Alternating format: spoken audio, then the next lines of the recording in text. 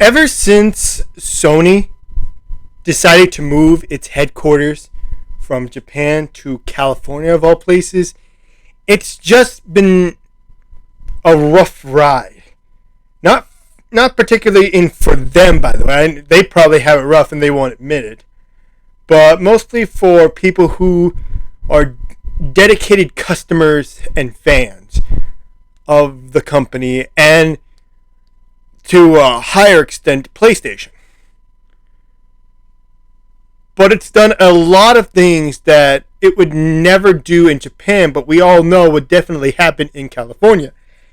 You know, there's been a lot of regulations when it comes to what content produced by the Japanese branch of Sony comes to the West, and even if it does come to the West, they tend to censor a lot of it for the Western audience, despite the fact that it's been wildly acceptable here in the past, and they have to modernize it. And then I see something that like this happen here.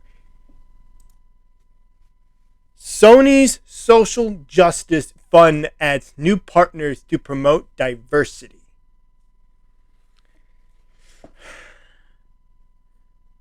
My only question is, why and how does this benefit me as the customer? Because I guarantee you, like, all of this is just basically smoke and mirrors. All right? Whenever I hear when I hear a company says they're promoting diversity, it really adds up to we're hiring more black people, or people of color, or more gay people, or trans people. That's it. It's all about physical and visible diversity rather than diversity of ideas and upcomings and experience. So this is coming from Nick Tan over at PlayStation Lifestyle. I'll have the link for it. I'll have the link for the article down below if y'all want to go check it out. Furthermore, I wanted to avoid doing a video like this until I could see comments, so I can get a feel about how I'm not the only one. But considering that PlayStation Lifestyle is a subsidiary of Sony, and Sony again has a way of censoring stuff, I highly doubt that we're going to get any comments related to this. So anyway, let's read on, shall we? Sony has announced that 2 new partners have been added to its $100 million Global Social Justice Fund, started in June 2020 by Sony Group to foster diversity, equity, and inclusion. As part of this initiative, it will now extend the PlayStation Career Pass program, first created in 2021, to scholarship programs by the UNCF and USC Games, so it reaches hundreds of black and underrepresented students in the future. So far, Sony Interactive Entertainment has already committed $11 million to advance race equity within the gaming industry and beyond. Okay, citation, please, for all of that. Okay? Back in the mid 2010s, all social justice has done is demonize the gaming industry and gamers as a whole. Name me one good thing overall that the social justice has done that has benefited everyone. I'm not talking about a certain number of people or people like me. I'm talking about everyone. Not one. Okay? Social justice is one of the reasons why Gamergate started. Okay? What does black and underrepresented students or people have anything to do with a company that produces several electronics and products? Okay? I do not care how many black people you have in your company. If your company produces shitty items or shitty products that don't work,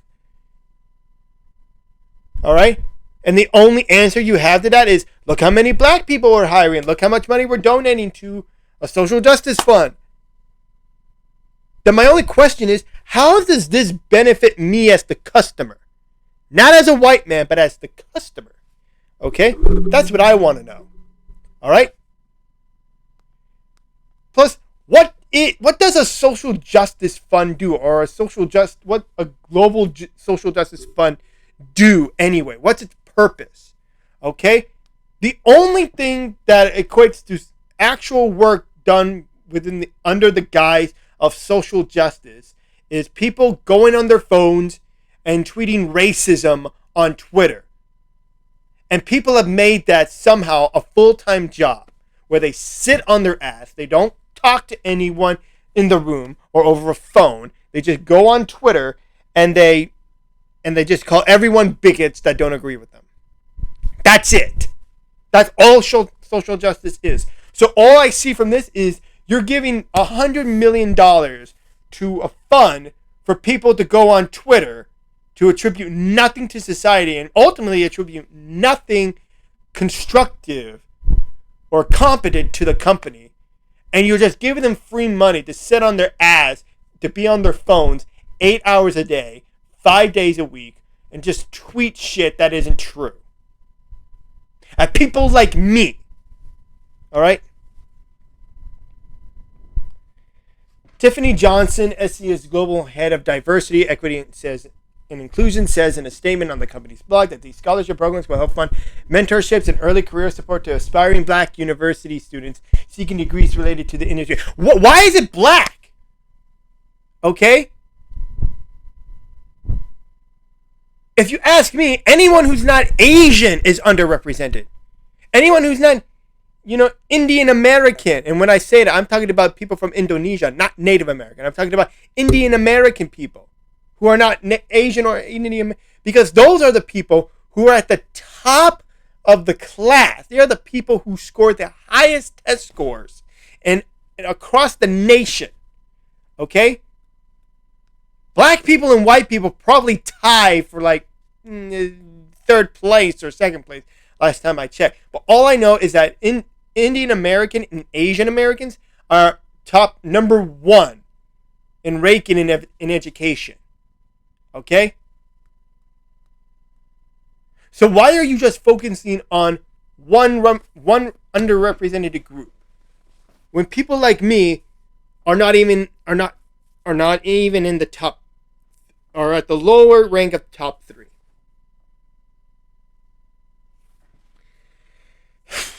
A video on PlayStation Career Pathways supporting the UCS's games Gerald A. Lawson's fund, posted above, shares racial diversity statistics from Ramon Russell, a product development, communication, and brand strategist at San Diego studio. Okay, he states the video game industry is not diverse. Oh, it is. Okay? The problem is people aren't enjoying it because it's full of people who hate games. Over 80% of black youth play video games. You just said the video game industry is not diverse, but then you say 80% of black youth play video games. Okay?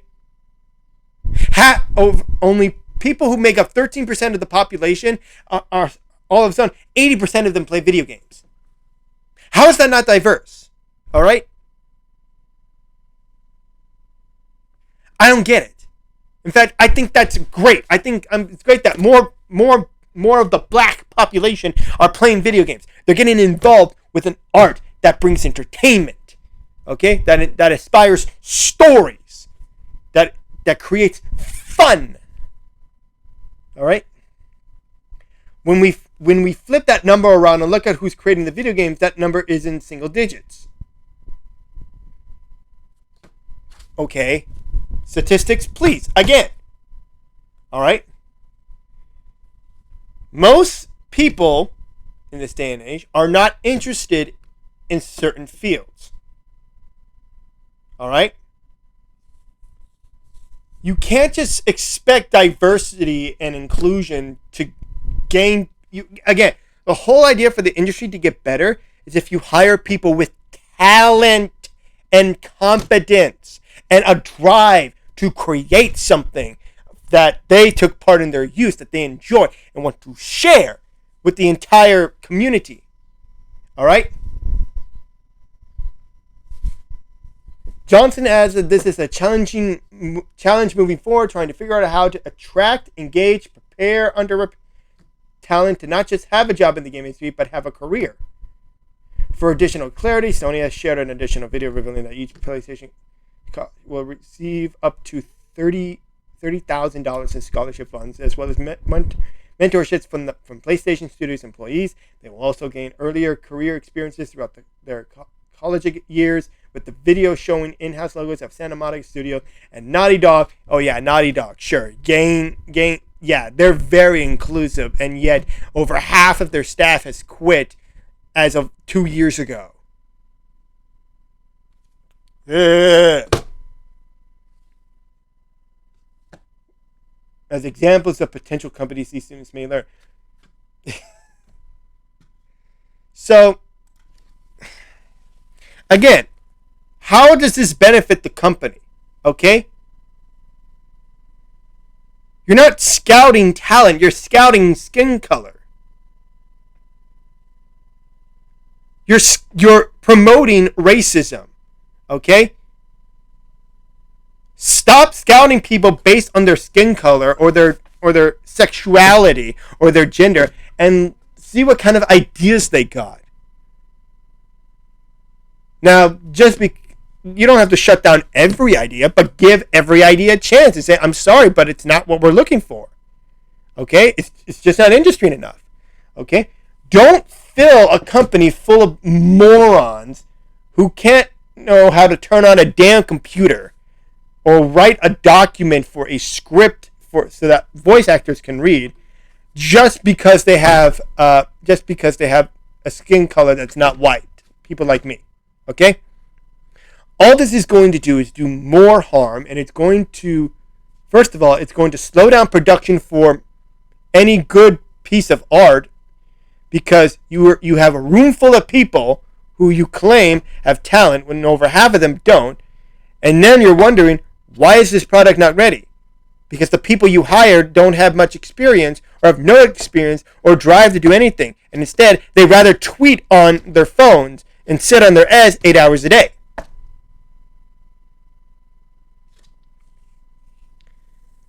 All this is just smoke and mirrors for Sony to appear as virtuous. All right? It's not going to solve racism in any way. You know how you solve racism? You stop hiring people based on their skin color and their sexuality and their gender. That's it. Down right there.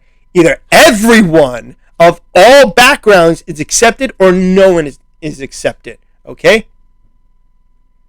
If you had to ask the question, how come there are more white people who have talent in the gaming industry than black people? Maybe that should be something you investigate. What are white people capable of that black people are not? How are they getting this good? How are they getting this talent? How are they able to create these wonderful pieces of art? Okay? Learn from the masters. Okay? Learn from the legends who developed legends. All right? Learn from the best, and you get an idea. All right? I wanted to put this video out here just as soon as possible because I wanted to be fresh, and I wanted to be I wanted to be quick as possible. I wanted to post most videos out before I leave on my trip. So I'm going to end the video here, guys. So tell me what you think. Leave a comment down below to be engaging. But remember to be civil. If you like the video, please leave a like. Share the video with people, and most importantly, don't forget to subscribe, and I will see all of you in the next video.